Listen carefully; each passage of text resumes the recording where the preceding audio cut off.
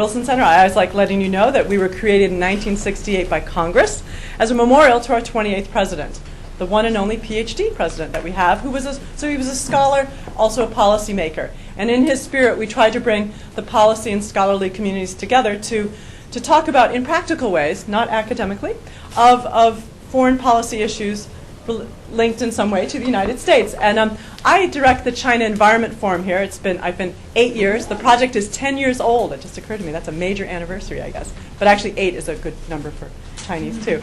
For 8 years I've been putting on meetings and putting out publications, bringing together government, NGO, business, and researchers in US and Asia mainly to look at trying to solve China's environmental and energy challenges. And today's meeting is co-sponsored with the Wilson Center's Africa program, which clearly is a new expansion in the China Environment Forum, but is in fact because looking at China's investments overseas in terms of oil, minerals, and also in hydropower, there are a lot of environmental impacts. And that is a topic, it's become very topical in the world on what's happening in their international investments. And because of the big environmental impacts, it's also an interest to my program here. Today we have a meeting titled China, Exim Bank, and Africa, Opportunities for Strengthening Environmental Standards for Hydropower in the Sudan. And I'm very excited that I have two wonderful speakers. Going to be Peter Bouchard, who I met, I think, actually about 2 years ago. He wandered into my office, into my life, talking to me about the issue of hydropower building in Africa, more broadly, and also with Chinese investment. He is the policy director of International Rivers Network, which is an international environmental human rights organization based in Berkeley, California. He has, for many years, since the early 1990s, been working on trying to promote stronger international environmental standards on mainly infrastructure projects, particularly dams, and was closely involved in the World Commission on Dams process. My second speaker is Ali Ascouri. Can you believe that? I hate it when I mess up names. You have a permission to mess up my name, Ali, okay? Since 1992, Ali has been the president of the Leadership Office of the Hamdab Dam Affected People, which is a civil society organization based in London representing Sudan's dam-affected communities in negotiation for their compensation, entitlements, and resettlement. He's been working on the Merowe Dam case for many years, and he was the international campaign coordinator for the project in 2003-2004. And that dam is actually the focus of our discussions today. And you can read the bios, but I actually just you all came to hear these folks. So I'd like to have Peter start off and give us kind of an overview of China Exim Bank's work in Africa. Thank you, Jennifer. Good morning. It's a pleasure to be here. China Environment Forum is doing a wonderful job in bringing people together. And I mean this quite literally. I've been monitoring the Merowe Dam in Sudan for close to 3 years. Ali Ascouri and I have been working together on an almost daily basis for 2 or 3 years. And yet here is the first time that we meet face to face. So, are you serious? Thank you, Jennifer. Oh my goodness! Thank you, I'm a Lyndon Ellis, for organizing this event and inviting us to speak here. We'll be talking about the new reality today, about China's role in Africa, about the emergence of China Exim Bank as a major global financial institution. There are very disturbing aspects to this topic, and Ali will be talking about the Merowe Dam in this context. There are also more hopeful and promising prospects. I would like to start with a brief overview of China Exim Bank's role in Africa, would like to summarize our concerns, and would like to conclude with a few more hopeful signs and perspectives. I brought 2 papers which can be relevant in this context. One is a brief introduction into China Exim Bank, and the other one is a report about the trip which a friend of mine and I did to the Merowe Dam 2 years ago. And I want to interject that for people on the web, we will post these reports online following this meeting. I would also like to say that this is very much work in progress for us. We're still learning about these topics. We don't have access to a lot of essential information. And so I'm also interested in your expertise here in this room, and I look forward to a good discussion after the talks. So China Export-Import Bank is China's official export credit agency. The institution was only created in 1994, 60 years after most industrialized countries created their export credit agencies. But by 2005, the institution's loan approvals had already reached a volume of $20 billion per year. That's about the size of the loan approvals of the World Bank. It only corresponds to about 3% of Chinese exports, but when it comes to infrastructure exports, the share is much more significant. Already, China Exim Bank is the world's third largest export credit agency, or ECA, and the institution is expected to become number one by the end of this decade. China Exim Bank is a policy bank, a so-called policy bank, so they are following the imperatives of China's foreign policy. Often its loans are part of a package deal from the Chinese government, which may also include oil investments, may include arms exports, may include students exchange or sending peacekeepers, etc. Frequently, China Exim Bank focuses on projects that provide access to raw materials or on investments that strengthen friendly diplomatic relations. Unlike many other ECAs, China Exim also offers concessional loans, soft loans, which is the official instrument of Chinese ODA, official development assistance. And there are concerns that these concessional loans don't comply with WTO standards on export subsidies. What about China Exim's role in Africa? Many of you will know that trade between China and Africa has grown very rapidly, has grown tenfold since 1999 and has reached $56 billion last year. There are no official figures on the volume of China Exim's portfolio in Africa in volume terms, but we know that China Exim Bank has played an important role in buttressing this expansion of trade. And we know unofficially that in September of last year, China Exim had 259 projects in 36 African countries. And almost 80% of these projects were in the infrastructure sector. They include railways in Angola or now Sudan. They include dams in Sudan, Ghana, Mozambique. They include thermal power plants in Nigeria and Sudan, oil facilities, copper mines, etc., etc. Obviously, there is a big need for more infrastructure investment in Africa. The African governments are very happy about this new role of Chinese financial institutions, China Exim Bank. So what's the problem? I think one main concern is that the role of China Exim Bank is putting pressure on the social and environmental standards which are applied in such infrastructure projects. As many of you will know, the multilateral development banks have adopted binding environmental safeguard policies in the last 20 years. And the export credit agencies of the OECD have adopted common guidelines on the environment in the last few years, guidelines which are rather discretionary.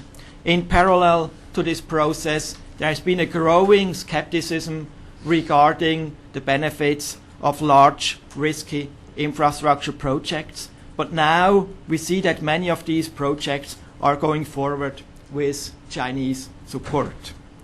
Ali Askouri will elaborate on the problems of the Merowe Dam. We did an analysis together with the Corner House, a British human rights organization, according to which the dam violates World Bank safeguard policies in 63 instances. And we know that there was a request from Alstom, the French company which is supplying the electromechanical equipment. There was a request from Alstom to the French government to offer export credits for the project, but the French Export Credit Agency turned it down for environmental reasons. China Exim Bank did have no such scruples and is the main foreign financier of the Merowe Dam with loans of more than $300 million. The background is, of course, the strategic role which Sudan plays for China as an oil supplier. China supplies about 7% of China's oil imports. There are also a series of Arab financial institutions involved in the project, but China Exim Bank is clearly the lead financier and was supposed to do the due diligence on this project. There are other similar projects with environmental and social problems, but I will not go into them here for reasons of time. We're concerned that China is exerting pressure even on projects in which it is not involved. We are aware that the Turkish government, for example, outside Africa obviously, is right now trying to raise funds for large dam projects in the east of the country, the Ilisu Dam in Anatolia and the Yusufeli Dam. And we know that the Turkish hydropower utility has told the French government that if your conditions are too stringent, we will work with the Chinese. And so obviously this is putting pressure on the conditions, environmental standards, which the French and presumably other governments can use for their financing. And there is a related concern that China Exim's role is also putting pressure on the policies, not just the projects, of other financial institutions. Philipp Maystadt, the president of the European Investment Bank, said in November of last year that Chinese financiers had snatched many projects from under the nose of his institution because they offered to undercut the conditions which his institution put forward regarding the environment. And Maystadt said, we have to think about the degree of conditionality we want to impose, and we need to avoid excessive conditions. End of the quote. There are other concerns that I will not elaborate here regarding support for undemocratic governments like Sudan, like Zimbabwe, Angola, Burma, in other parts of the world. And there are finally concerns that aggressive Chinese lending will trigger a new debt crisis after many African countries, most African countries, had just had their debts relieved. There is certainly justification for these concerns. I think in some cases there may also be some sour grapes involved because other financial institutions would like to play this role of starting a new debt cycle, but that's another discussion. I would still like to say that there are also opportunities and not just problems.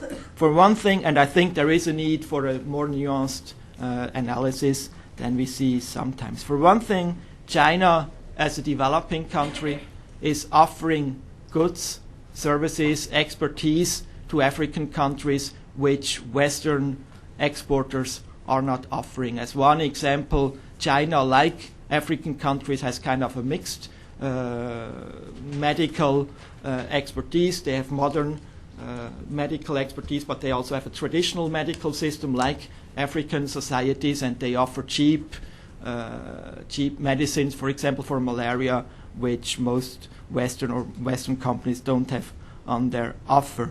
And when there is talk about the environmental guidelines or standards, policies of multilateral development banks, we should be aware that MDBs, to use the acronym, are not only or mainly applying environmental conditions with their loans, but also policy conditions for the borrowing governments to liberalize foreign trade, to privatize their public utilities, etc. Often very dogmatic conditions, particularly during the 1990s and early 2000s when it comes to privatization. China isn't interested in the economic policies of their borrowing governments, and the only condition that they put forward is the one China policy, that borrowing governments may not recognize Taiwan. And so this gives borrowing governments an economic leeway, which from our perspective is certainly welcome. China is also changing. As you probably know, the buzzword of Hu Jintao's presidency is the promotion of a harmonious society, which means more respect for social equity and the protection of the environment. And this has just been quite forcefully confirmed again by Wen Jiabao's opening address at the National People's Congress 2 weeks ago. And there is indication that this concept is increasingly also being applied now for China's international relations. China Exim Bank, for example, has adopted environmental procedures in November 2004. And in their latest annual report, they say that they will, quote, spare no efforts to contribute to establishing a harmonious society in our own country and a harmonious world at large. And Cheng Siwei, a leading member of the National People Congress, called for stricter social and environmental guidelines also for Chinese companies in January of this year. And he said, quote, that even in developing countries, foreign companies that turn a blind eye to their social responsibilities will be kicked out of the market. It's maybe a bit of a premature statement, but still a very interesting and promising perception. And there are some signs that there is a growing concern in the Chinese government also about the genocide in Darfur. The Chinese government says that it is urging the Sudanese government to show more flexibility when it comes to UN peacekeepers.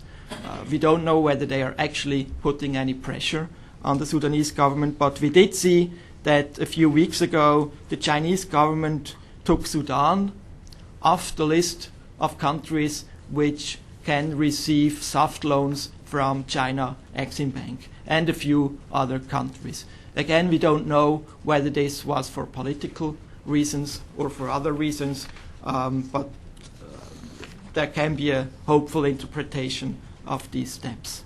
So, Exim Bank is committed to a harmonious world at large. What does this mean in practice?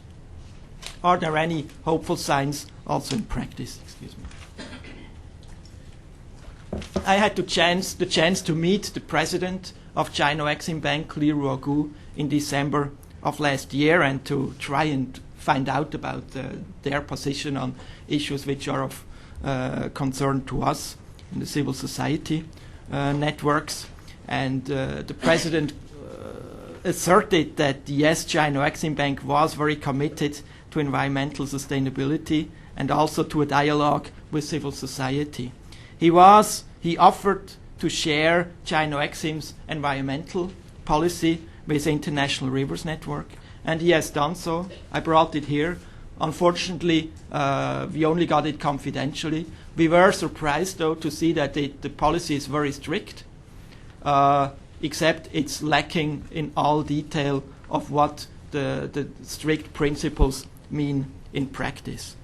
The president of China Exim Bank said that yes, he was aware of the problems in the Merowe Dam, and he was sending a delegation to the project to find out more about these problems, but we haven't heard anything about the follow-up.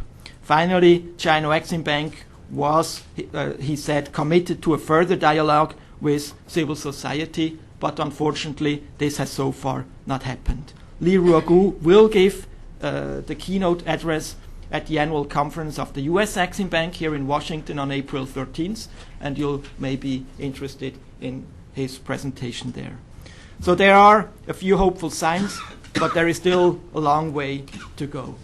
International Rivers Network and other NGOs, we will work with Chinese civil society and Chinese media, academics, etc., to try and encourage a public debate about China's role overseas and the responsibility of China Exim Bank for the environmental, social impacts of their projects. And we will also try to engage China Exim Bank and other government agencies and Chinese financial institutions in a continued dialogue. At this point, constructive next steps for China Exim Bank would be publication of their environmental policy so that there can be an open public debate and so that affected communities and NGOs can hold China Exim Bank accountable to their environmental policy. A dialogue with Chinese civil society about their policies, and a dialogue with the communities affected by their projects when they finance such projects, including in Sudan. In the meantime, and in conclusion, there are also steps for others, including ourselves, to take. I believe that African governments should adopt a more regional approach to China's role in Africa and should make sure they make the best use of this new opportunity for development and should not squander this opportunity through uneconomic and irresponsible projects. I think African civil society, it would be great if African civil society could come together and find a common position, a platform on the role of China within Africa. And I think that China's new role in Africa is also implies a few difficult questions for ourselves in the North. I believe the new scramble for African resources also illustrates that our own development model, our own model of consumption is not really sustainable on a global scale. Because after all, China is catching up on a per capita basis. China is using much less resources than we do. And if Chinese and other societies are catching up, there is no way we can keep up our consumption of raw materials without massive human rights impacts and environmental impacts. And no matter how strict the standards at the end of the pipe at the lending institutions will be, I think human rights and environmental impacts will be inevitable. And so I think China's emergence, a new role in Africa, also challenges us to find a less wasteful way of consuming and of developing. And it's also a challenge for us to develop new technologies and share them with the Chinese and African governments. But that's a whole new other topic which would certainly deserve another such event. So thank you very much for your attention.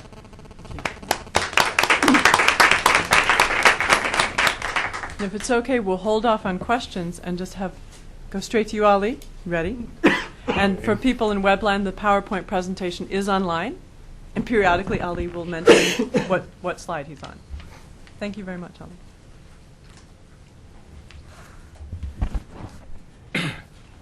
Good morning, everyone. My name is Ala Askouri, and though I live in London, but I'm originally from the affected area, and this dam would probably submerge my village. First of all, I would like to thank Dr. Jennifer Linden, our staff here, and her colleagues for inviting me to speak about the issue of Marawi Dam affected people. And I would like to thank you all for coming to listen to us this morning. I started this presentation by talking a little about China in Africa. This is a big issue, as you all know. But I said it has two main characteristics. One is soft colonization. And I do believe that China is invading Africa, though it's a soft way of colonization, as we will see in the presentation. The second characteristic is the nature of invasion is very opportunistic. For the soft colonization, and I define colonization as plundering of resource and human right abuse. If you agree with this definition, then what's going on in Africa, all around Africa, is a soft colonization, I can say. If foreigners colonized invaded Africa using their own armies, China adopted a soft approach. To do this, China forged business partnership with group of ruling elite in different countries to plunder African natural resource and share the benefit. The other characteristic is this nature of invasion is opportunistic. Being a heavyweight international player, China carefully chooses its business partners. In most cases, the partners are group of corrupt ruling elite, dictators, or human rights abusers. And the nature of partnership is a two-way relation. While China provides international coverage and protection, in exchange, the elite, or the ruling elite, in fact, secure unconditional access to their country's natural resources and share gains with China and the ruling elite. Sudan government, the current Sudan government, is the best example, and you can look at the example of Darfur, as Peter has just mentioned. China partnership, however, go beyond African borders. Some European companies are equally employed in this tripartite destructive business. In the case of Marawi, Alstom of France, Lahmer of Germany, ABB Switzerland provided the necessary technical expertise without which the Chinese companies couldn't carry out their destructive work.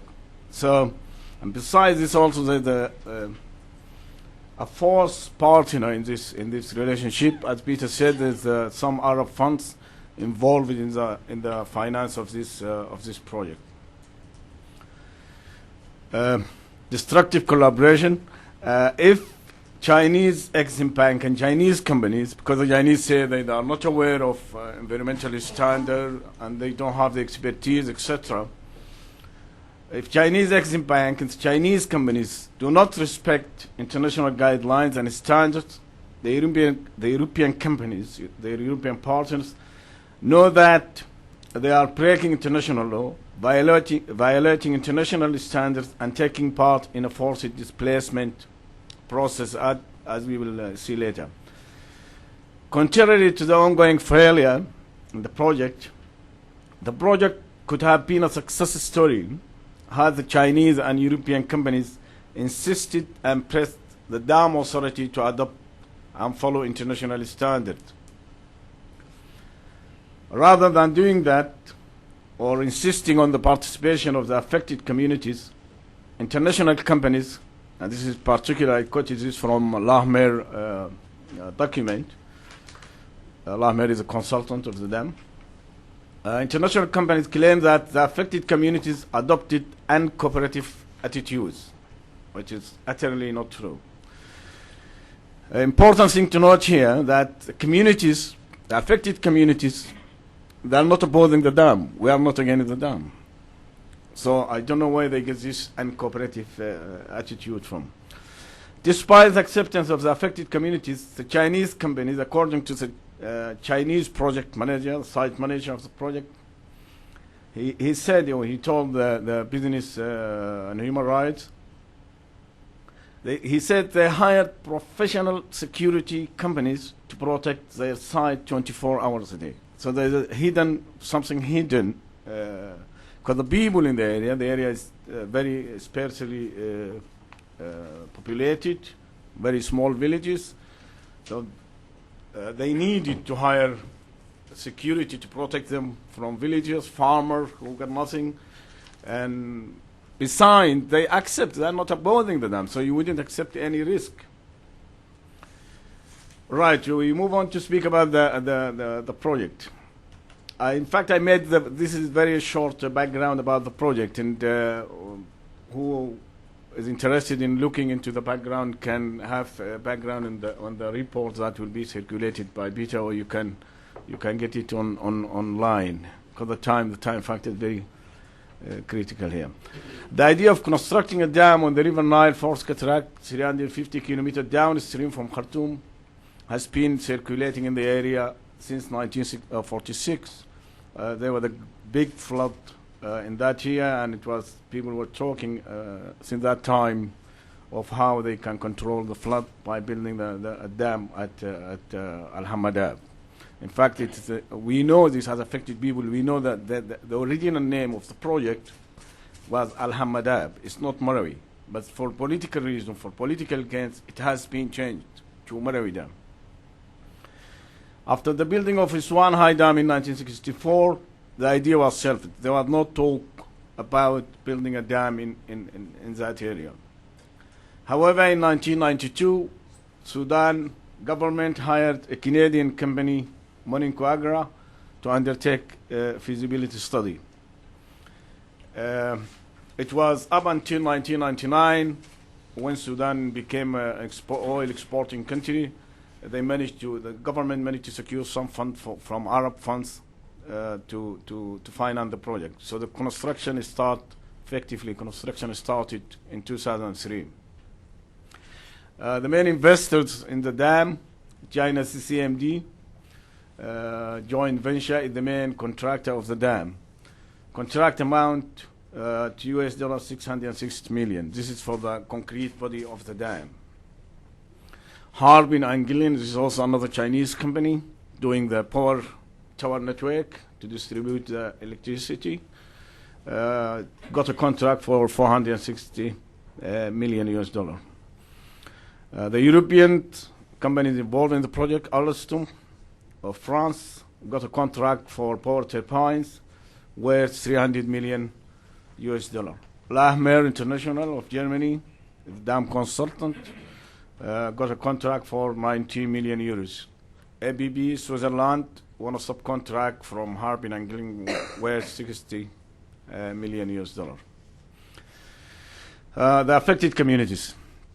I should note here that before Lahmer of Germany, before the dam consultant came into the project, the dam authority and the government of Sudan used to deal with the affected people as one community. When Lahmer came into the business, the affected communities were divided into three groups along racial lines, whereas we consider ourselves as one community. But this is a sort of divide and rule. According to the dam authority, the dam affects three communities: the Hamadab, a small group representing 8%, the Amri group, and the Manasir group. The Hamadab represent about 8% of the affected people, and they were forcibly displaced to a desert area known as Al-Multaga. It's about starting from 7 to 40 kilometers. It depends on where the nearest point is about 7 kilometers from the Nile. And the far one is about 40 kilometers. This is the photo is where these families have been resettled. It's a complete desert, as you can see from the photo. This is the government called the agricultural project for the Hamadab. The Amri group, the Amri is the second largest group affected by the dam.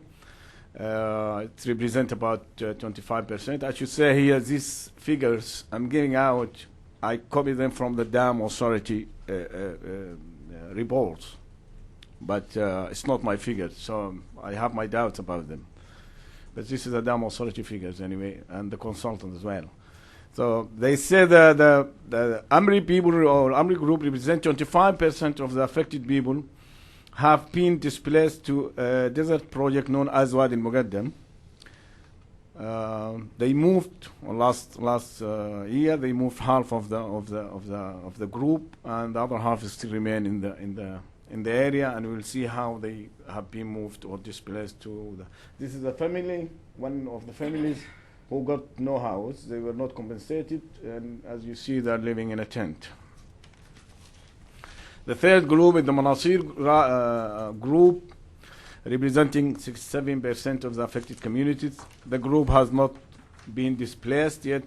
However, the Dam Authority plans to resettle the group into 2 desert locations. So another example here is to divide up one community in 2 different projects. One project near Damar. Damar is the capital of the Nile state. That's about maybe 200 to 250 kilometers from where the community original area is.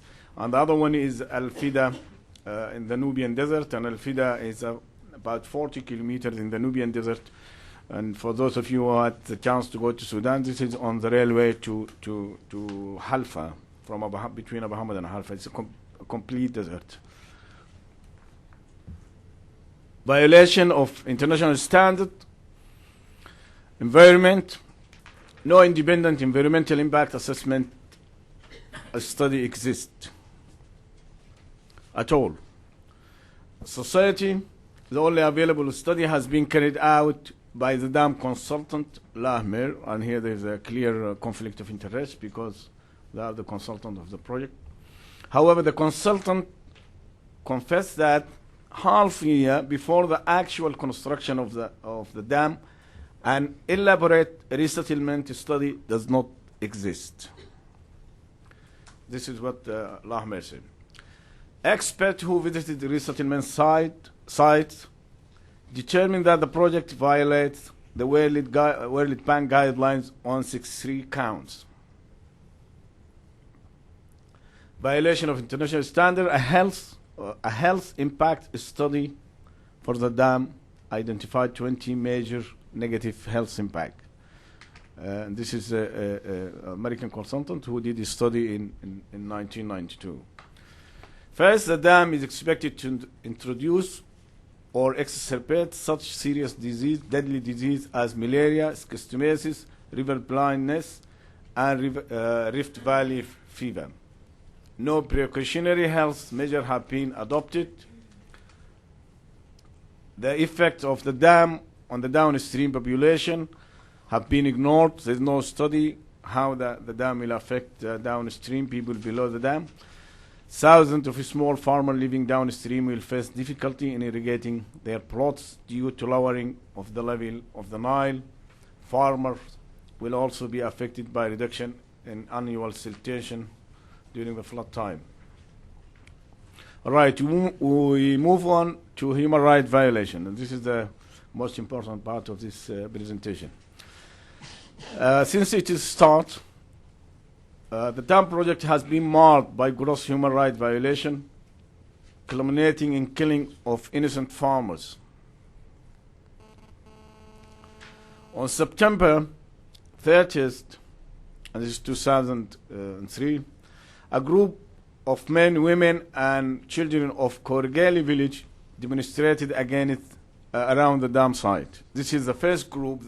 This is the village where the dam body is being built. The police ruthlessly attacked them using live bullets, tear gas, and plastic rods. 3 men were shot, severely injured. A number of women were injured in the scuffle with the police. Colonel retired at the time Mohammed Tayyip, president of the Union of the Affected People at the time, and Mr. Abdul Muttalab Tayalna, Union Deputy President,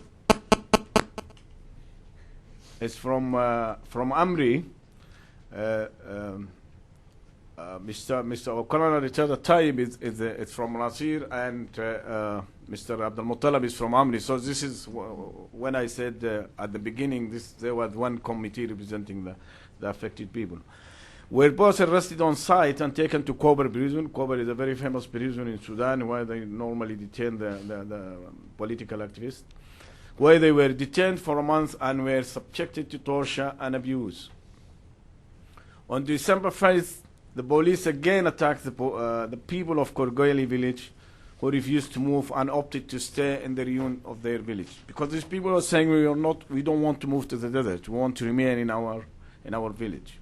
And the Dam authority want to move them by force.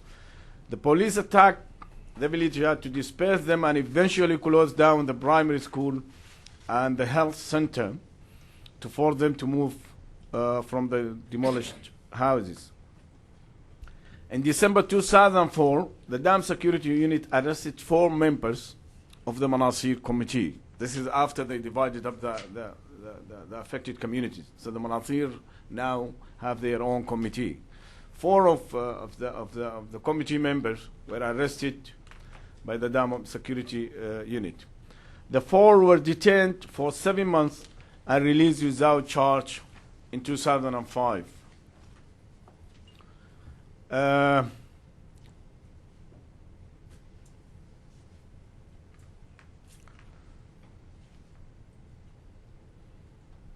In November 2005, the Chinese contractor building the power towers network occupied water wells in Bayuda Desert. This is on the left bank of the river. It's about maybe 20 kilos from the river bank.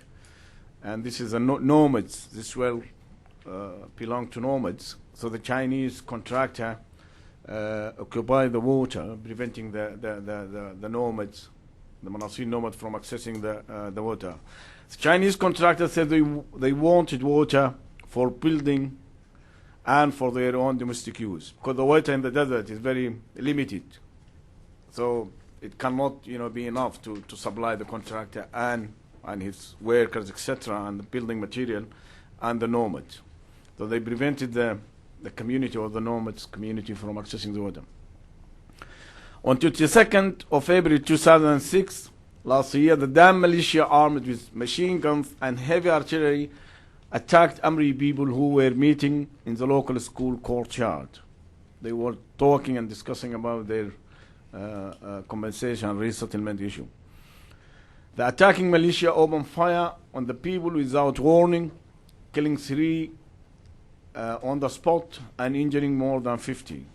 And this was widely covered and reported by many news sources or agents. In August 2006, the houses and properties of 3,000 families in Amri were flooded without warning.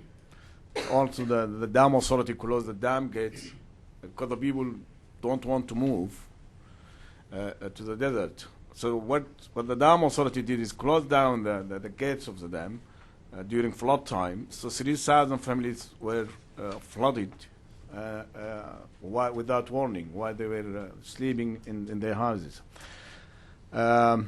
When we publicized this incident, the dam authority cordoned the area, preventing the media and relief aid. The UN agencies wanted to go to see the sites and how the families are coping with the floods and etc. The Dam authority didn't allow the UN personnel to go into the area. They didn't allow the media. The aim was to force these families to go to the desert, where the Dam authority has built few houses. Journalists who managed to visit the resettlement project reported that an average of 5 families live in 2-bedroom houses. Some of these families, when they find no where to house themselves, they were forced to go to the desert location to house their families. But afterwards, after the journalists went to see them in that new site, they found that an average of 5 families live in a 2-bedroom house, The average family size in Sudan is about 5 individuals. An estimated 800 families have no houses. 800 families that also say they are not entitled for compensation. And they are also, these families have not been compensated for in terms of land ownership. They don't have farms. And they live in urban areas. And as you can see, this old woman is making bricks to build her own house.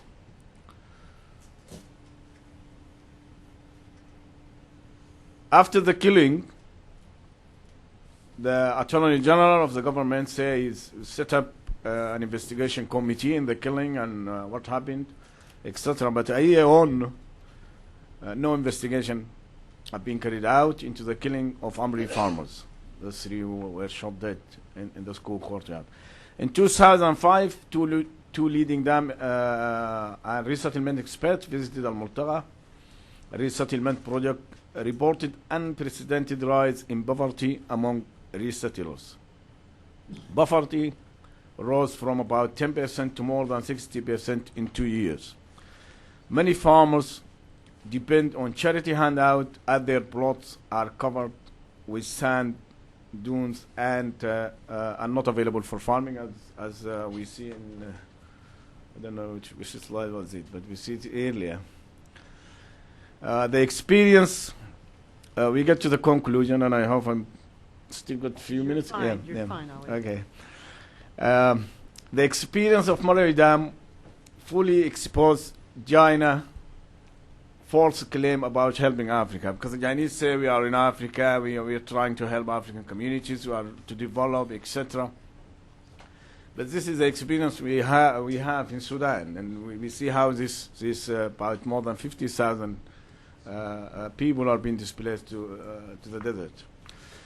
It is evident that the China Exim Bank does not follow environmental guidelines in the project it finances. And as my colleague Peter just said, they promised to send a team of experts from the China Exim Bank to Sudan to investigate this project. Up to now, the team have not arrived in Sudan. In pursuance of their own interest and the interest of their partners, the ruling elite, Chinese companies prove that their business partnership are lethal as they bulldoze and displace poor communities. China investment in Africa triggers and fuel internal conflict. And in this case, now the people say they are setting up armed group to fight the government, because people don't want to go to the desert. And the government is not prepared to negotiate with them, or they're just, abusing them or using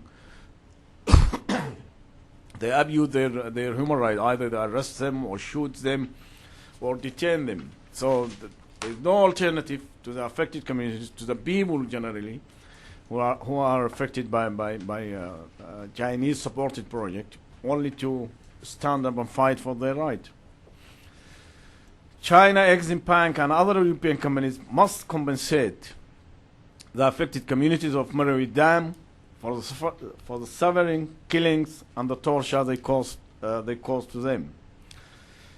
China needs to thoroughly revise its approach when undertaking projects in Africa. And I say in Africa particularly because the nation state in Africa is very weak. And it's also characterized by racial balances and etc. So the state itself is not democratic, and there's always state machinery is being used by influential group for their own interests. So when China Exim Bank undertakes projects that involve resettlement, etc., they must take into consideration. They must revise their approach, take into account the nature of nation state in Africa.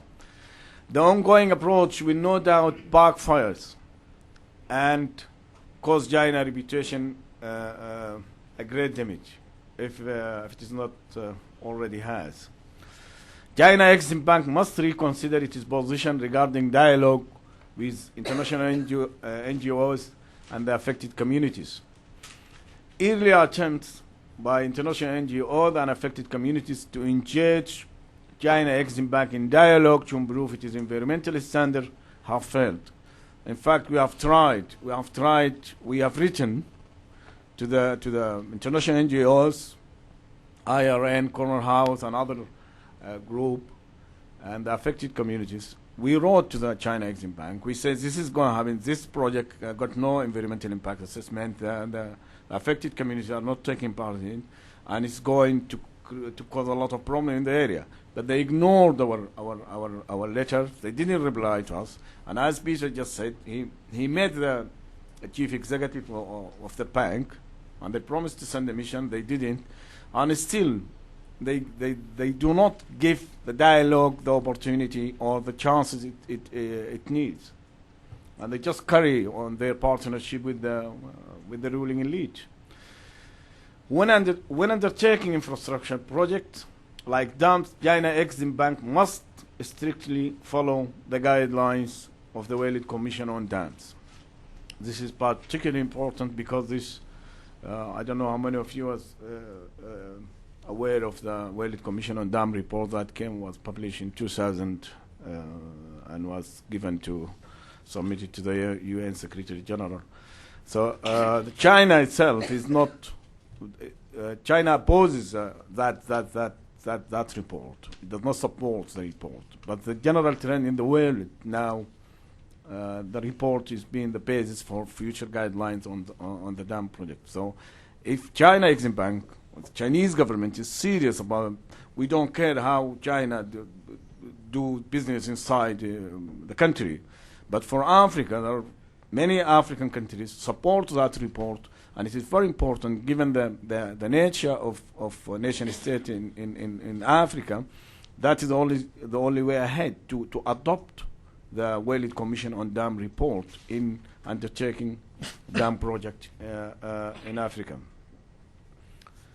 This is the last slide I have. It's three ladies who've been displayed to the desert and have no way to go, and you can see on their faces how they look, sense of helpless. Thank you very much, and I hope we can. Have some. Yeah, we can. Yeah, we can discuss more point later during the discussion. Thanks. Thank you. I'd like to ask my intern and Rosaline to grab the mics because we are webcasting. Those of you asking questions, I need you to talk into a microphone. And when you do talk, if you don't mind just saying your name and affiliation so we can, so your speakers can know who you are. So please raise your hand and we will go ahead. Yes. Yes, on. My name is David Shin at George Washington University. If I could ask Mr. Ali Askari to clarify one comment, and then I had one question. You opened your remarks with the statement that the Merowe Dam will probably submerge my village. Is it not known whether it will submerge the village, or could you explain whether there's some doubt about that or not? The question concerns a more general conclusion that you reached, and I'm paraphrasing your remarks, but you indicated that China is invading Africa through soft colonization, business partnerships with ruling corrupt elites and businessmen. You've made a fairly compelling case for the Merowe Dam project, but what other research have you done to make such a general statement about Chinese involvement throughout Africa?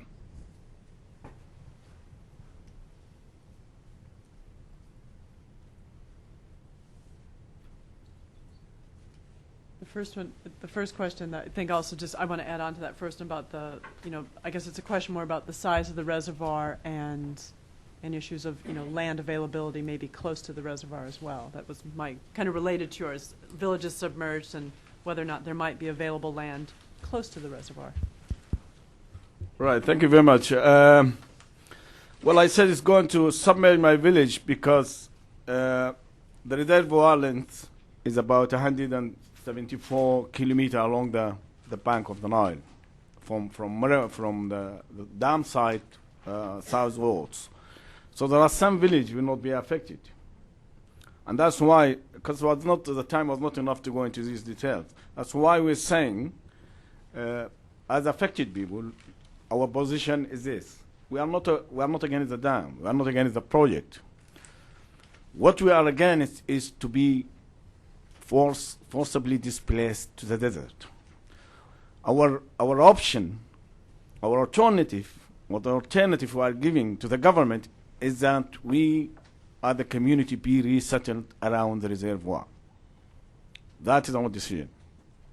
But the government does not want anyone to be resettled around the reservoir. Why? We couldn't figure it out. Along the length of the lake, many villages will not be affected at all. At the same time, the government considers this village as affected, and they want to uproot them and move them to the desert, while their life will not be affected at all, absolutely, even during the high flood time. But because my village, the place where my village is in the middle. It's not at the southern end, not at the northern end. It's in the middle, and it could partly be affected. One thing I would say here is that the dam authority, up to this moment, refuses to give us the details of the reservoir level. We don't know. We keep assuming this, and we get information and data with a very difficult way. We keep trying, on different ways to get information. How the reservoir is going to be, how long it's going to be, what is its height, and how much amount of water is going to be behind the dam.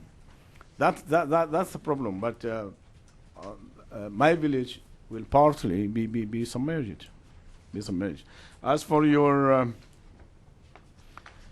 for my generalization about China, well, I said in my point, I said it depends on how you define colonization.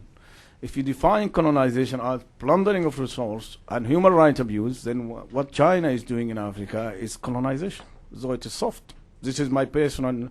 This got nothing to do with Marawi Dam, but this is my personal understanding for colonization and invasion of Africa. And I think this, if you go to any African country like Sudan, where the Chinese now involved, you would realize this is a soft colonization. But you're basing it just on the Merowe Dam experience? Or sorry? Do you have it? The conclusion just on the Merowe Dam, or do you have other examples?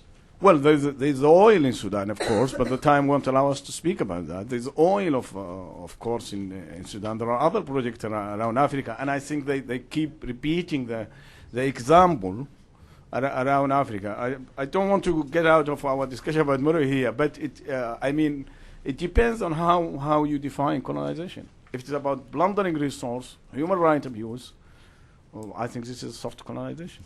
And many African governments are being a proxy of Chinese government. Okay. Some other questions or comments? Okay, the microphone right there. Yes, my name is Bruce Rich. I'm from Environmental Defense, and actually I was with Peter in Beijing last year at a conference of non-governmental groups to look at China's financing of projects abroad, but I didn't. Fortunately, I wasn't around for the meeting with the head of China Exim. But just a bit of background for the previous question about China's role in Africa.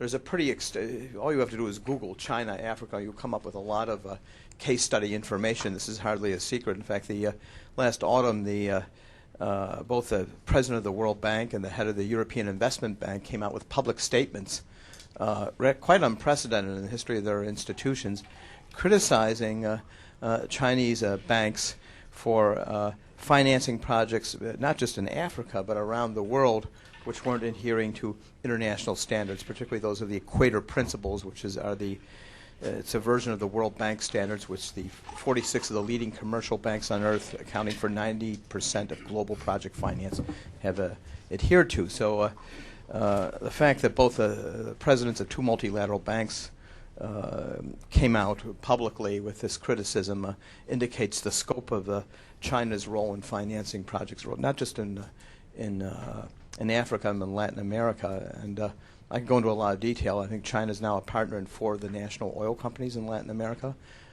Just in a small country like Ecuador, they bought out a number of oil leases in the Amazon, and a couple of them in national parks, and so on and so forth. In Africa, you can look at various sectors. It's not just the hydropower sector, it's the oil sector, the tropical timber sector. China is now the biggest importer of tropical timber in the world, and there are a couple of African countries where nearly half of their tropical timber exports are going to China, but without any standards and so on and so forth. So there is Peter Bosshardt, I think, can talk about this too, but this is hardly a secret. There's been a huge amount in the press. Financial Times came out with an editorial on the subject in the past few months, and I think the New York Times did too. So, Some other comments or questions? Yes, right there. Hi, my name is Marta McClellan, and I work for the U.S.-China Commission. And a few weeks ago, I actually had a conversation with some officials at the U.S. Exim Bank on this topic of Chinese Exim Bank activities in Africa. And while the conversation mostly focused on the financial aspects of that, 3 kind of main problems came out in that discussion. One was the lack of transparency of the Chinese Exim Bank in financing and in the loan offers and agreements that were made between the Exim Bank and certain governments. The lax environmental and health standards and resettlement standards, as well as the loss of competitiveness for the U.S. Exim Bank, because the U.S. Exim Bank is simply losing business to the Chinese Exim Bank because of looser loan standards. And so from that, the question was how to, one, encourage Chinese Exim Bank compliance or adoption of OECD standards, and also how to increase the complementarity of aid and the complementarity of loans that were offered between the U.S. Exim Bank and the Chinese Exim Bank. But there were no incentives in that discussion that we could identify to encourage the Chinese Exim Bank to do this. And so from an NGO perspective, what incentives do you see to encourage the Chinese Exim Bank to adopt OECD standards, lending standards, and then generally to improve the effects of these projects on the affected people? Thank you. Yes, thank you for this question. I mean, I can subscribe everything which you said in the introduction. We've, of course, had our conversations with U.S. Exim Banks too. I mean, our approach would be to bring Chinese financial institutions to adopt international standards. We wouldn't necessarily equate that with OECD standards because China isn't a member of the OECD, and it's probably not quite appropriate to tell them, look, you should adopt our standards, but maybe we should sit together and come up with common standards which are based on basic international acknowledged environmental and human rights standards. But as you pointed out, we don't really have any leverage over China Exim Bank. Why should they listen to us? There is probably some concern also in China about China's international reputation. China is spending somewhere between $10 and $20 billion on the Beijing Olympics. And this certainly has to do with China's international reputation in the world, and it would be foolish to spend so much money on the Olympics and at the same time spoil your reputation through very ill-considered projects. But this only goes so far.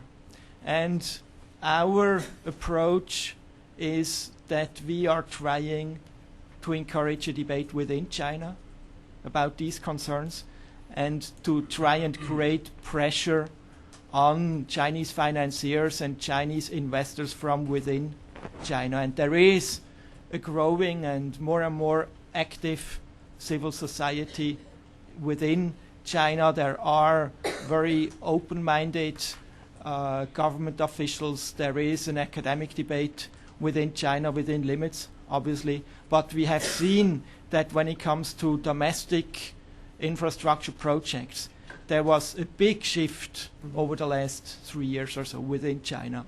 And if government officials realize that something is a problem, they can change very quickly in China. And so we hope that we can encourage a consciousness and an interest and a debate within China, which will over time bring about the same changes in its international relations that have started to happen in relation to domestic infrastructure projects. If I could jump in, at the China Environment Forum, we've long had a big focus on water issues in China, and we've had many of Chinese environmental activists that have come and spoken here and talked about how, it's been very exciting as a green watcher of China, looking at how, starting in 2004, how Chinese environmentalists started organizing around, there was one dam issue in southwest China. I know not all of you in the room are Sinophiles, and that they succeeded in halting the planning of a cascade of 13 dams on one of China's last wild rivers. And while for a time, there had been no EIA, and there were similar issues. It was at much smaller scale than I think we're talking here in the Sudan, but parallel, the issues of resettlement, compensation, and in this case also it was a natural, pardon? And indigenous people. And indigenous peoples. And what was notable is that the dam planning was halted by Premier Wen Jiabao, and it's become, for China, it's revolutionary. A much more open discussion and debate about enforcing environmental impact assessment laws. This led to new regulations on public participation in environmental impact assessments, the role of hearings. International organizations, American Bar Association and others have been doing trainings in China for hearings and EIA processes. So the one issue that I've really been fascinated in talking about the Sudan and other dam areas is that thinking about how do you make that connection, between, and I guess you alluded to it, that these internal changes in China, that how shouldn't China be applying their own internal laws on dam building externally? But again, I don't know how that connection is made between domestic environmental laws and global. So I tossed it out there with no answer, but just want to let you know to emphasize this point that there is a lot of progress being made in China on these infrastructure projects. Some other questions or comments? Gentleman up here. We have to get a microphone. Sorry, we're on the web, so we're very modern here. Just to continue on what you can just you say said. your name and affiliation? Yeah. My name is Ibrahim. I'm a Sudanese. Just to continue on what you just said, my question is to both gentlemen. On the Sudanese side, how far your campaign, Mr. Askuri, has gone, and how strong it is to pressure on the Sudanese government to respond or to submit to the World Dams guidelines and the international standards? Thank you. Yeah, and maybe added, does the Sudan have an EIA, SIA laws and regulations on the books? All right, thank you very much, Ibrahim. Well, Sudan government is very responsive. They are hard-minded, and as you see in Darfur, if they can't respond, is that the whole world, the international community, despite the pressure is putting on the Sudanese government to respond to what's going in Darfur, they still, they are dragging their feet on Darfur issue, and I think Darfur issue is very serious. If you compare, there's no comparison between what's going on. Those are in their essence, they are the same. It's an issue of displacement and shooting or killing of innocent people. It's the same, but the magnitude of Darfur is not compared to, or the magnitude of Mali is not compared to Darfur. So it's very hard. It's a type of government that you can only get rid of. It's not a government that you negotiate with.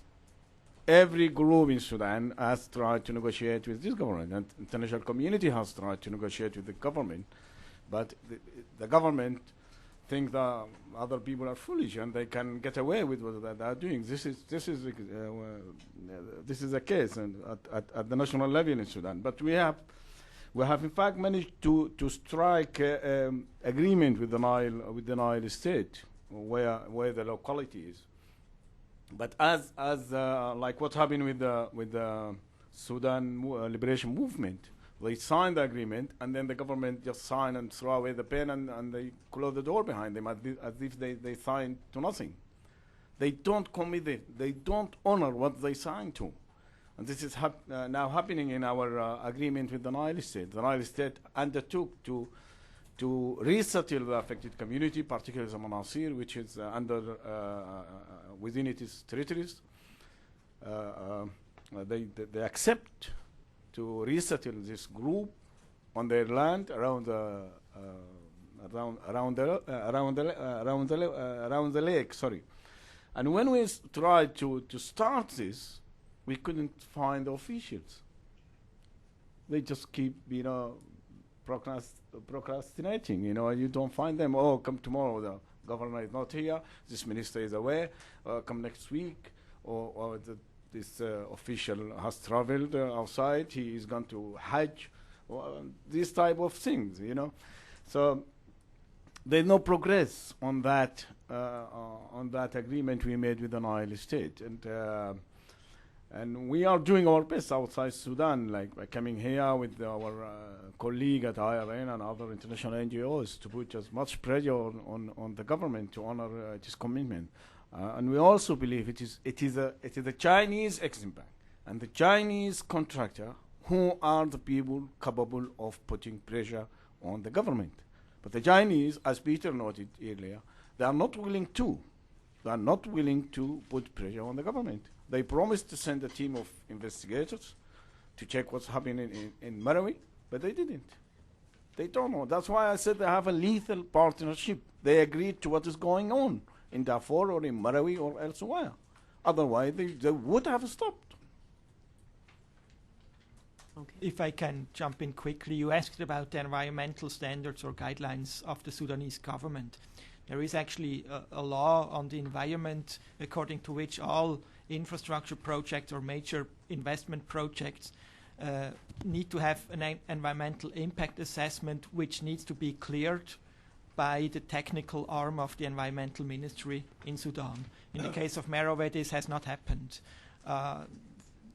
We went to visit the environmental ministry and they had not even seen what the project authority claims is the environmental impact assessment. It had been withheld from them. We managed to get a copy and then sent it to an environmental ministry. But that even within Sudan, this project is not in compliance with national law.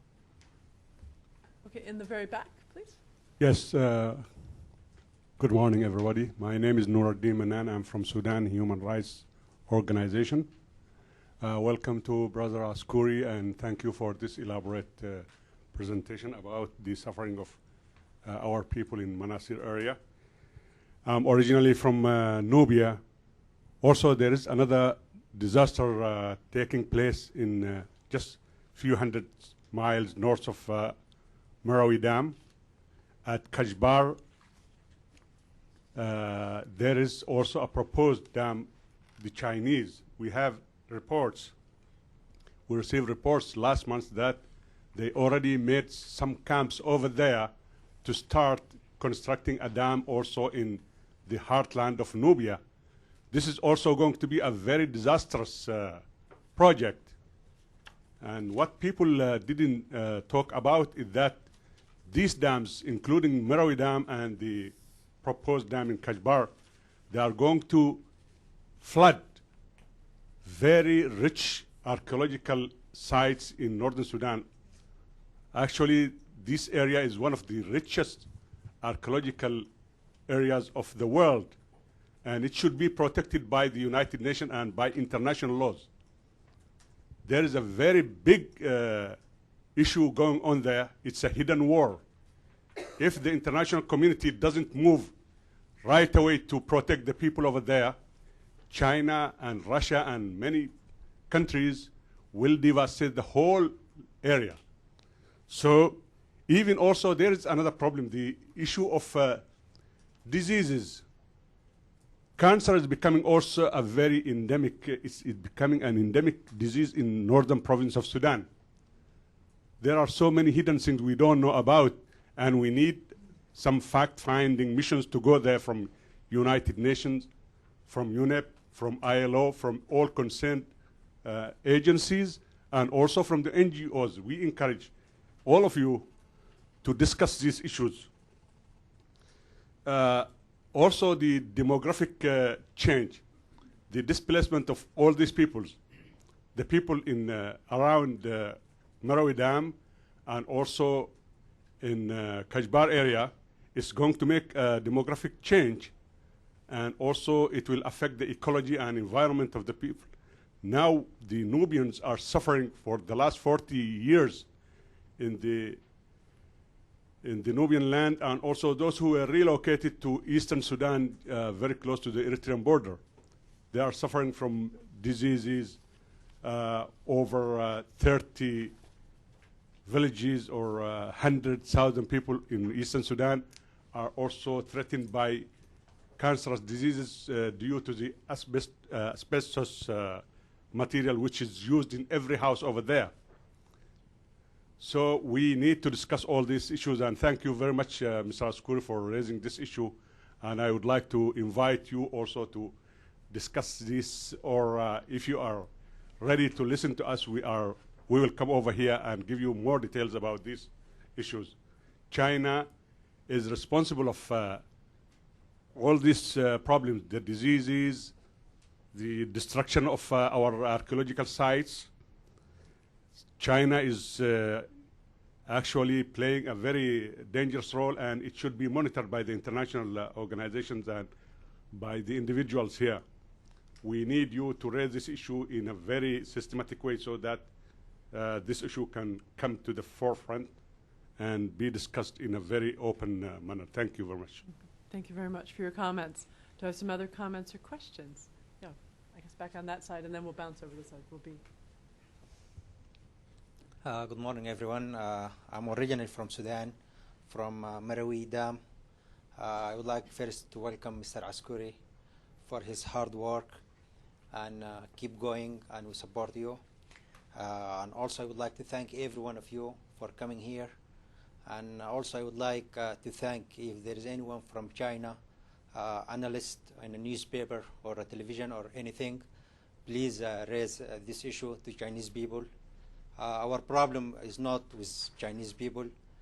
Our problem with the Chinese government. This is our main problem. I consider Chinese government as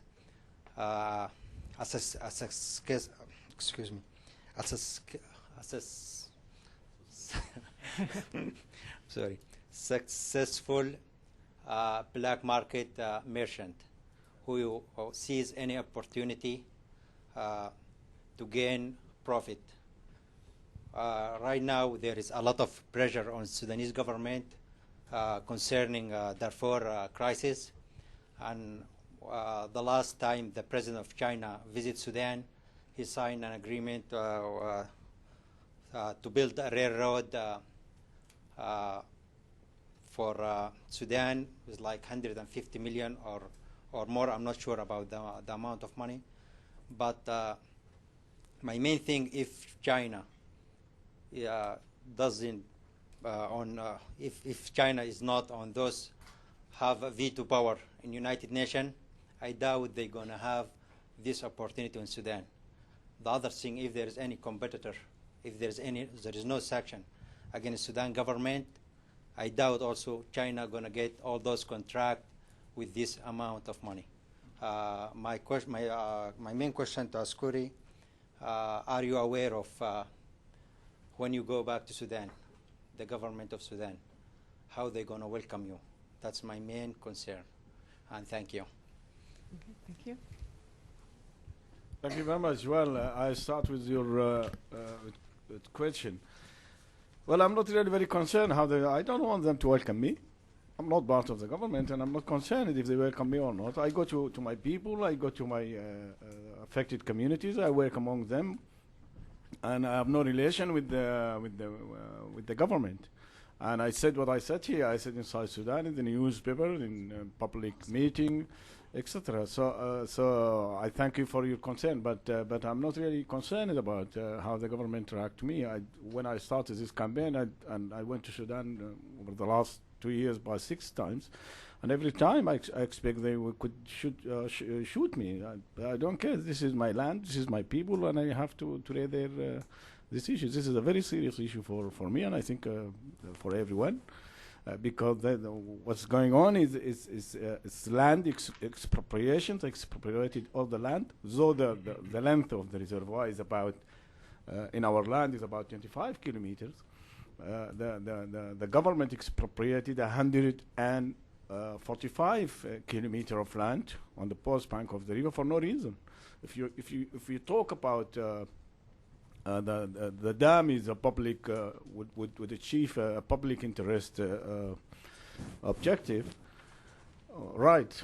Although I have as a researcher, I have my I don't agree. Apart from generally, I don't agree that the nation state should have or be empowered to expropriate land.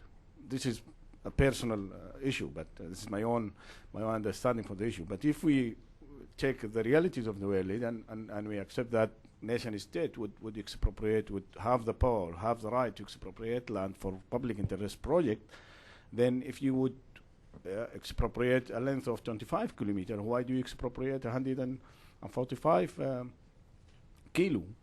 meter along the Nile, whereas this will not be affected? So the issue is very serious, and I think the ruling elite, I met some of them, and I told them this is very dangerous. You want another war in Northern Sudan, and at the end we will try all the doors, we will try all the way to solve this problem.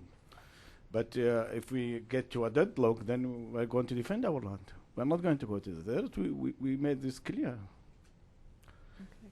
Why don't we? I think Keith had a question, and then the gentleman there, and then the woman there. 1, 2, 3. Okay.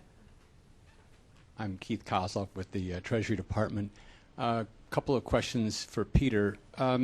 You mentioned, I think, something about an event with Exim in April, but it went by me a little quickly, so if you could just repeat that, I'd appreciate it.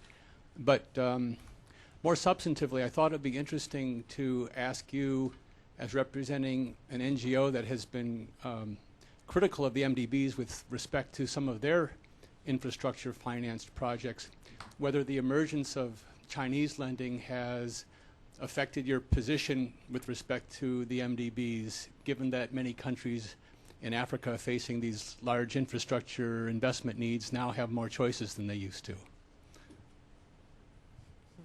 Yeah, you could just pass it across there, and then if you hold off a moment, sir, we'll have him answer the question. Thank you. First, your specific question. On April 13th, there will be the annual conference of U.S. Exim Bank here in Washington, D.C. And Li Ruogu, the chairman of China Exim Bank, will give, I understand, the keynote address. It's on the U.S. Exim Bank website, so there you'll find the details. Of course, that's a tough question, which we had to, which we're facing, and which we have to try and answer. So how does the emergence of China Exim Bank and also new financiers from Brazil and India and Thailand, etc., affect our position on the MDBs, the World Bank and other multilateral development banks? And definitely the World Bank has stricter guidelines than China Exim Bank does. And if the project is going ahead anyway, and we've heard from Ali that the affected communities are not opposed to the project per se. And so if we're starting from that position and the project is going forward anywhere, and the World Bank can stick to its own policies, then we'd say, yes, it's better the World Bank is financing this than China Exim Bank. If, however, the World Bank has to bend its own rules in order to get involved, which in our perception is often the case because borrowing governments are in a more powerful position now. So if the World Bank is bending its own rules, and once it's become involved, is then forced to support the positions of the borrowing government, then in our perspective, it doesn't make much of a difference. And so, would we prefer the World Bank to be involved and enforce its own policies? Well, definitely yes.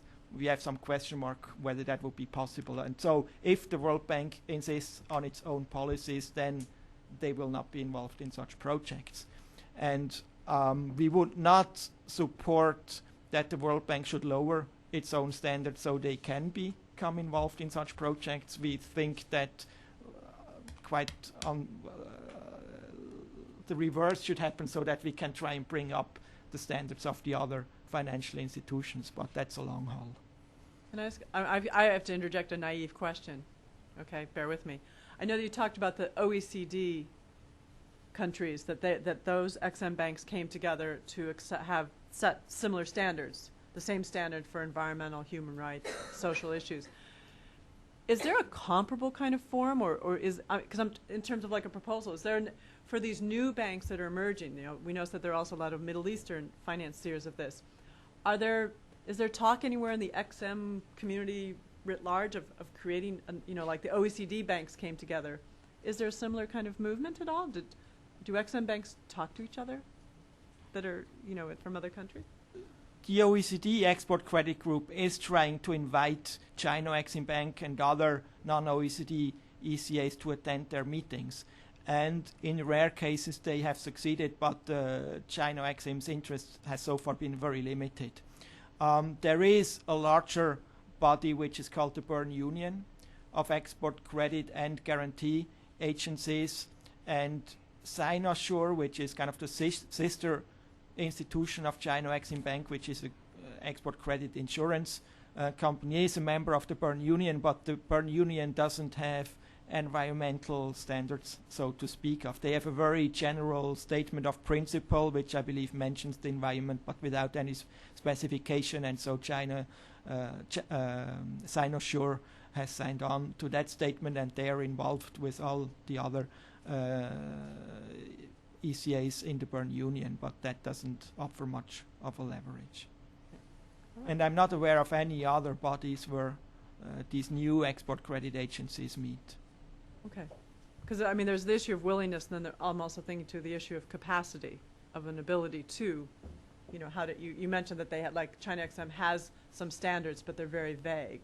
Mm-hmm. I just also wonder, again, just muddling out there about question of their capacity to even, do they have the capacity to even start? Do they have the divisions that could do this work? And that's why thinking about this dialogue with OECD could be useful in terms of also capacity building for their own bank. If they were interested, I'm sure they could create this capacity very quickly. Okay. China has quite a strong or a committed environmental protection agency. China Exim Bank has a big staff. It's much bigger than the staff of many OECD ECAs, and so if the political will were there, I'm sure they could create the capacity very quickly. Okay, good. Okay, gentleman here. Lawrence Freeman from Executive Intelligence Review magazine. I'm a little concerned that some of the tone of the discussion and participants has now turned into attacking Sudan and China, which are two sovereign governments. I think you'd have to admit that the lack of infrastructure development in sub-Saharan Africa is unbelievable. And I was told by a senior ambassador, former ambassador in the United States, that we haven't made any investment in infrastructure in Africa in 30 years, the U.S. Very little comes from the IMF and World Bank. So China is actually building infrastructure. But I don't know all the details, and I'm sure some of the practices are not perfect. But as far as I understand, they're the only nation in the world that is actually working with African nations, and not just Sudan, Nigeria, and others, to build infrastructure, which is the key, vital, necessary ingredient for the economy, for the people to live, for health care, for electricity. More people would be dying and are dying for lack of infrastructure, and China's the only one building it. So I think that would be an important question to address rather than people attacking the government of Khartoum and the government in Beijing. That highlights the question, like if this dam is for energy, but you did note that the communities, they support it because they also need the energy. Right. Sorry, I didn't get your name, but I think the gentleman didn't get my presentation well. No, I heard the presentation, but also in your Q&A, you attacked the government of Sudan. Right. Well, I mean, the way it cannot be, the whole international community is attacking Sudan government. And I don't want to go into politics here because I'm not here to talk about Sudan government. But I'm talking as affected, the head of the affected people. We said we accept the project. We know the need for electricity, and we said if this project will solve the problem of power or energy in Sudan, fine. But we are part of the state. We are part of the community. We are part of the nation, and we are paying part of our land. Why should we be killed, and other people get benefit? If you have justification for this, I agree with what you said. But our people, our relatives, our brothers, our sisters have been taken to the desert and shot dead for no reason. This cannot be development. This is a top-down approach that includes killing of the people, building or doing development on the bones and flesh of poor people to get electricity to cities, to people to log on to the internet in Khartoum. But the people, the poor people, for whom China is talking about development, they got nothing. They get killed, like the people in Darfur, like people in Southern Sudan, when they extracted the oil, like the Marawi people, like the other group of Brother Manan talk about them. So it depends on how you view development. I agree with you. I completely agree with you that Africa does need the infrastructure. But the issue is not whether Africa needs or not.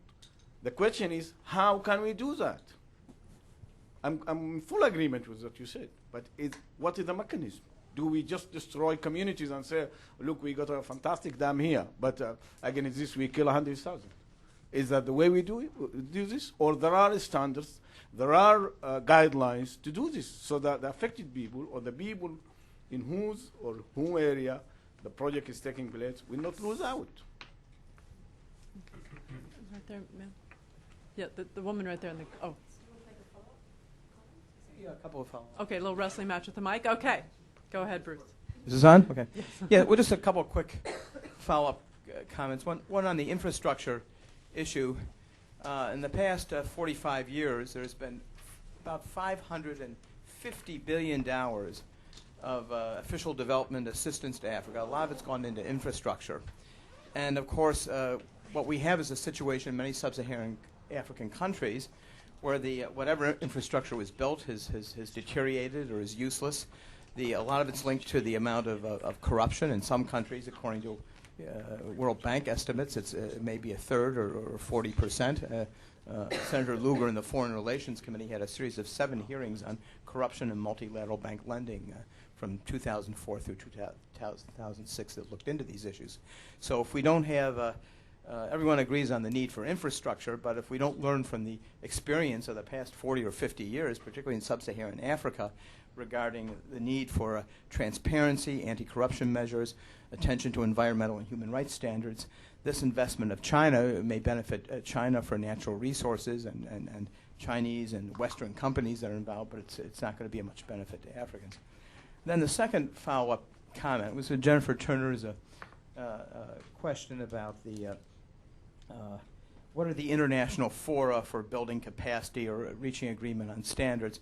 Well, a couple of observations. One, with respect to the OECD, it is quite in the export credit group that includes the export credit agencies of the OECD countries. What's quite interesting is that the rest of the world, including major developing countries like China and Brazil, are forced to follow Western export credit agency standards for financial lending conditions, because the WTO agreement incorporates the OECD export credit standards for setting interest rates, minimum fees, those kinds of things. It's incorporated directly into the World Trade Organization agreement. It's known, in fact, it's known as the OECD carve-out, if you want to get technical about it. What is it called? The OECD, it's known as the, quote, carve-out. Okay. Because you might think that export credit agencies are a kind of subsidization that what the WTO would be against. And without getting into a lot of technical detail, there is a so-called carve-out for the OECD export credit agencies and countries like China and Brazil that have to to be a member of the World Trade Organization. They basically have to agree to not outcompete OECD ECAs on interest rates, fees, and so on. So that's it's an interesting little detail in the international system. All the countries of the world have to follow these financial terms, not to if they want to stay in the WTO, not to compete against OECD ECAs. But on the other hand, there's nothing on environmental standards and so on. And then the other forum that's of particular interest, which was mentioned in the criticism of China by the president of the World Bank and the president of the European Investment Bank over the past few months, is the Equator Principles, because that is a voluntary agreement of the leading private banks in the world, and also includes one export credit agency, the Danish ECA, to follow World Bank private sector environmental standards, the the International Finance Corporation policies for big environmental and social safeguard policies for big project finance that will have major environmental and social impacts. And these Equator Principles, the banks that adhere to them includes 4 major developing country banks. 4 of the leading banks in Brazil have agreed to follow the Equator Principles. So there are some non-OECD countries that follow those World Bank private banks that actually have committed to following those standards. So the Equator Principles is another forum where you could export credit agencies could be members. One already is from Denmark, as I mentioned, and so on. And it's worth it would be another approach besides the OECD. I love the knowledge in my audience. Yes. Here, 1, 2, and 3. Hello, my name is Vivian Foster from the World Bank. First of all, a point of clarification on the issue of how much Western aid is being provided for African infrastructure. It's true that there has been a lull in the 1990s, but that there's also been a scale-up in recent years. And the most recent figures for 2006 are over 5 billion of overseas development assistance from the multilateral development banks and the OECD bilaterals, so just as a point of information. I have 2 questions. One is to try and bring a more historical perspective to our discussion. And I wanted to ask our speakers whether they feel that there's anything about China's soft colonization in Africa that is fundamentally different from things that have been done by other Western powers in Africa, perhaps in the not-so-distant past. And secondly, I wanted to ask how the environmental policy of the China Exim Bank that Mr. Bossert has been privy to, how he would assess that in terms of its divergence from the principles of the World Commission on Dams. And I'm a little confused because I'm assuming that policy is only for domestic application in China. I was under the, or not, question mark, I was under the impression that China would at least aim to adhere to local environmental standards in the countries in which they were active. But from what you've been telling us about Sudan, that was not the case in the instance of the Merowe Dam. So I'd like some clarification on that issue. Thank you.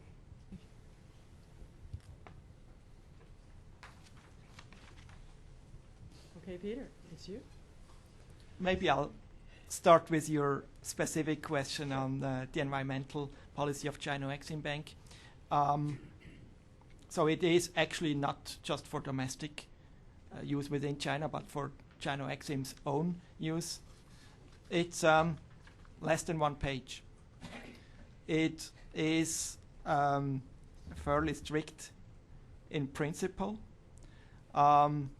It does, for example, stipulate that the project that China Exim finances, and I mean, I'm not supposed to share this, so don't attribute it to me, but now it's out on the web anyway, but that China Exim the projects are supposed to obtain recognition or approval from the recipient country's environmental administration, which hasn't happened in the case of the Merowe Dam.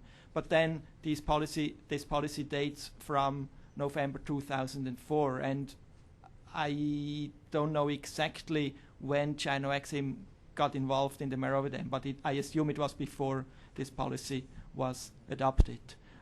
So that could give China Exim Bank an explanation. As to how... But also interjection here is that I'm guessing too from brief comments that the environmental agency in the Sudan is probably very weak as well.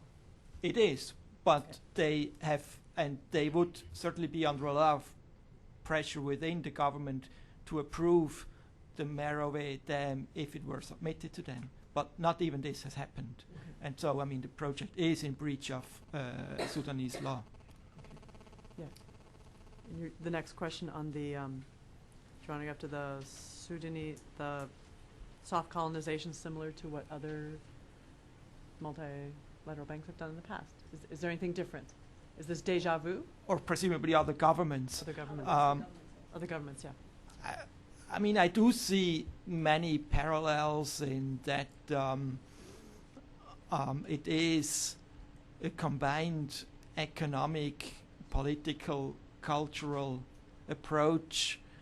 China is also creating its, establishing its language and cultural institutes in Africa, is also inviting African students to China, I guess a bit in the way that France has done and is doing, and England and others. China is obviously taking Africa much more seriously now because their own resource base is so small, and they are very interested in Africa's resources, and also in the, I guess, in the votes within the UN when it comes to issues that are of importance to China. But then it's a different historical period, and a lot has happened since the end of colonialization, and so I don't want to simply equate what's happening now with what happened after decolonization, but there are certainly parallels and there are probably differences, but maybe it would take a longer conversation to elaborate A that. long analytical paper. I think Mark Moore?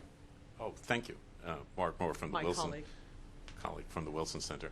I think it's interesting that in the whole discussion, the world's second largest economic power, Japan, has not been yet mentioned yet. Now, of course, Japan is part of the OECD, but I happen to know through various connections that the Japan Exim Bank equivalent is the Japan Bank for International Cooperation, JBIC. And they, recently a JBIC official was visiting the center, and someone, like the president of the Wilson Center, asked him, what are your assets? And he said, oh, roughly equivalent to the World Bank, about $200 billion. And I fell off my chair and went, oh, that is very large.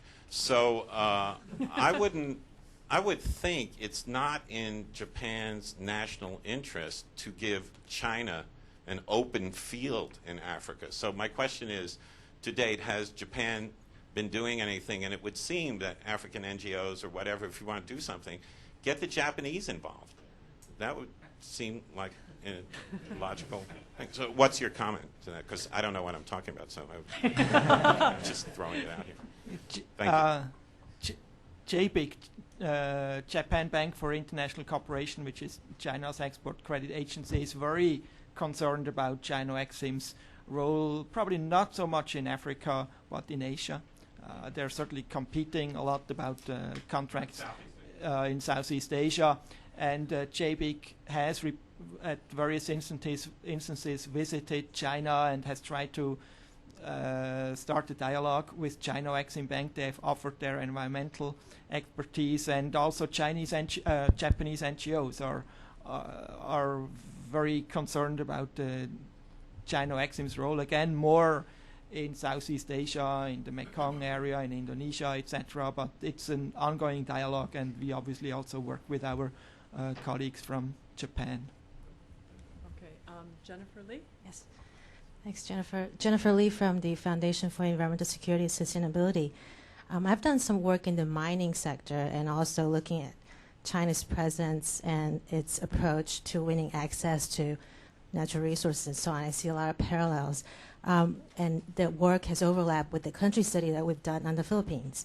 And interestingly, in the Philippines, they have a very strong local governance code, which empowers local governments to say no to some of the projects that the central government would try to initiate. It's part of the decentralization process, obviously.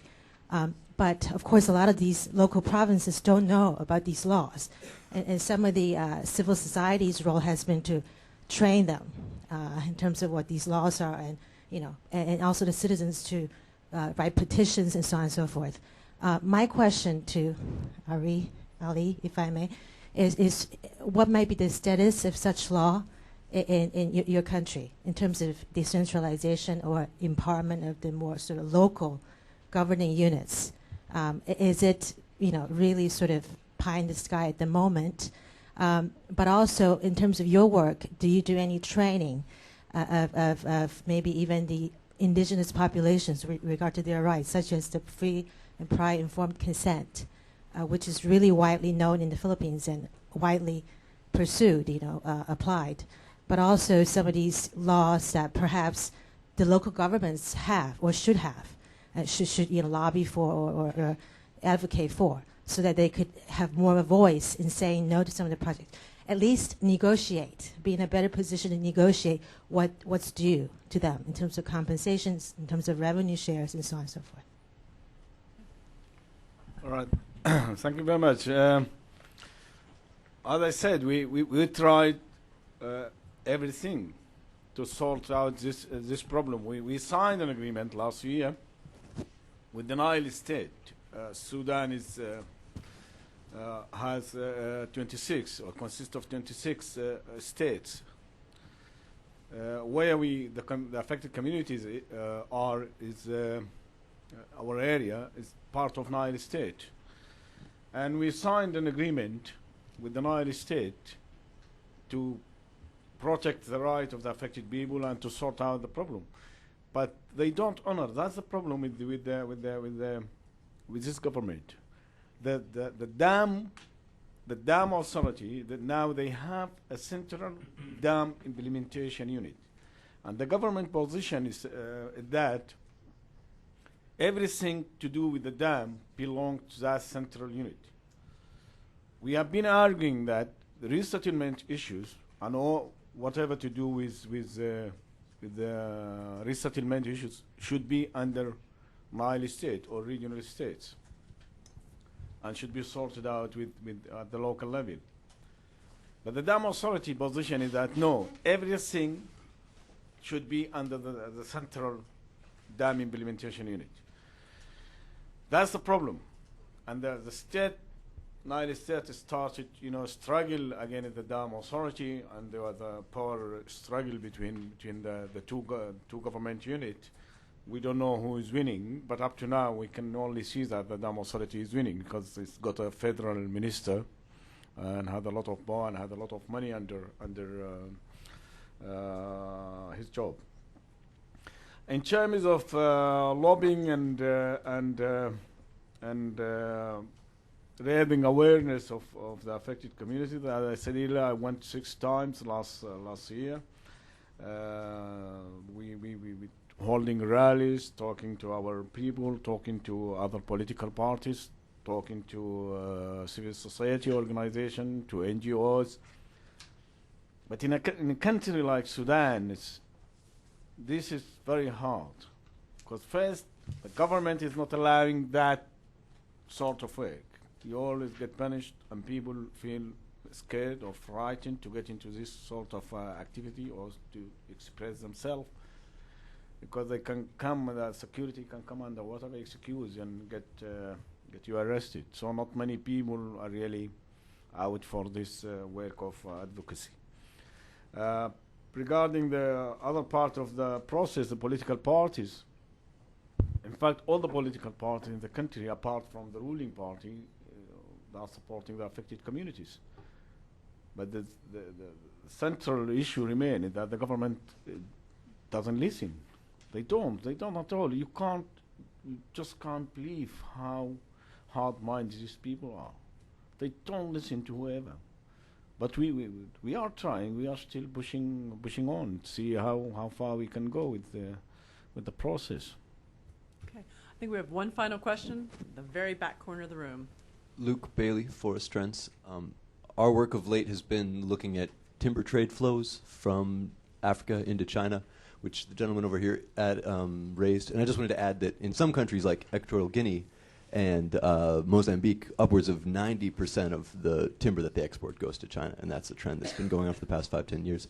But I wanted to ask the both of you if you saw this lethal partnership model as a kind of MO for Exim Bank's investments, or if you thought that it was particularly this MO? Oh, modus operandi, just Okay, like thank the you. way of operating for them. Is it specific to this kind of large infrastructure sector, or does it apply to other sectors like mining or forestry?